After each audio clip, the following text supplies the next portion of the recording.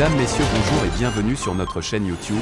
Ici nous vous donnons la clé, alors si vous êtes nouveau, abonnez-vous et cliquez sur la cloche de notification pour ne plus rien manquer. Cela fait, on peut commencer.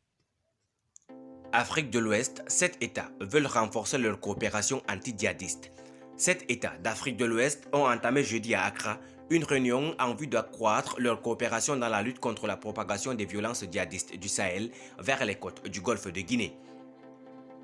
Cette session de discussion technique sur la coopération en matière de sécurité et de renseignement doit se poursuivre vendredi. La réunion vise à préparer une réunion ministérielle des pays de l'initiative d'Accra devant se tenir la semaine prochaine à une date non encore rendue publique.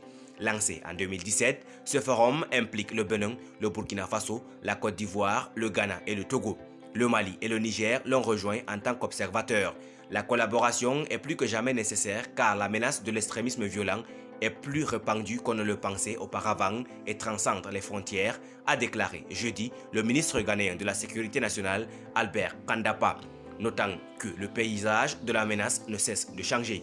Les violences djihadistes au Sahel ont débuté en 2012 au Mali, faisant des milliers de morts et des millions de déplacés, mais elles se sont étendues au Burkina Faso et au Niger voisin et menacent désormais les États du Golfe de Guinée.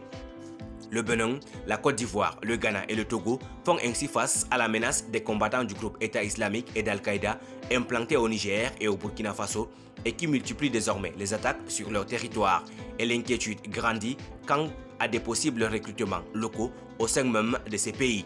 Les discussions d'Accra doivent également associer des représentants de gouvernements de l'Union européenne, de la Grande-Bretagne et de la Communauté économique des États d'Afrique de l'Ouest, CEDEAO. Les chefs d'État régionaux discuteront des propositions en matière de sécurité au cours d'un sommet prévu le mardi 22 novembre selon l'initiative Accra.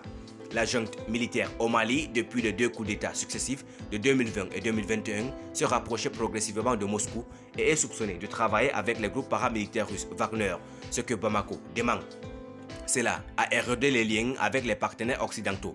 La France a achevé à l'été le retrait de ses troupes qui opéraient au Mali depuis près de 10 ans pour tenter de faire rempart à la propagation de la violence djihadiste. Les casques bleus sont présents dans le pays depuis 2013, mais les relations de la mission onusienne avec les autorités maliennes se sont dégradées, conduisant à l'annonce du retrait des contingents égyptiens, ivoiriens et britanniques. Le ministre de la Défense britannique James Ipey a déclaré lundi qu'il se rejoindrait à la réunion d'Accra alors que le Royaume-Uni, la France et d'autres pays examinent les possibilités de rééquilibrer leur déploiement au Sahel et dans les pays côtiers par le 360 Afrique avec AFP. Merci pour votre aimable attention. Si vous êtes nouveau, n'oubliez pas de cliquer sur la cloche de notification et de vous abonner à la chaîne. Merci et à très bientôt pour une nouvelle vidéo.